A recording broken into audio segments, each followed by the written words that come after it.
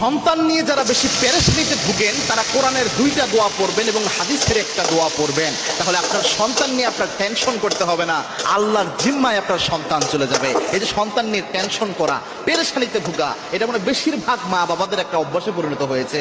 মনে রাখবেন, আপনি হাজার টেনশন করে পেরেশানি হয়ে আপনি আপনার সন্তানের জীবন উন্নতি করতে পারবেন না। একজন সন্তানকে আদর্শ যোগ্য হিসেবে তৈরি করতে আল্লাহর কবুলিয়াত লাগে। কবুলিয়াত ছাড়া এটা কখনোই সম্ভব নয়। আল্লাহ যদি কাউকে ওই বুস্টটা দিয়ে দেয় তাহলে ওই ব্যক্তি জীবনে সাকসেস হয়। এজন্য সফলতার একমাত্র মালিক হচ্ছে আল্লাহ রাব্বুল আলামিন। এজন্য দুইটা দোয়া অবশ্যই মা বাবারা বিশেষ করে পড়বেন এবং কোরআনের দুইটা দোয়া এবং হাদিসের একটা দোয়া পড়বেন। পবিত্র কোরআনে আল্লাহ রাব্বুল আলামিন প্রথম যে দোয়াটা, একটা দোয়া আল্লাহ রাব্বুল আলামিন শিক্ষা দিয়েছেন, খুব চমৎকার একটি দোয়া, এবং ইব্রাহিম আলাইহিস সালাম এই দোয়াটা করতেন। ইব্রাহিম ইসলামের দোয়া থেকে এই দোয়াটা বের করে নেওয়া হয়েছে। আল্লাহর হাবিব সাল্লাল্লাহু আলাইহি ওয়াসাল্লাম নিজেও এই দোয়া করেছেন।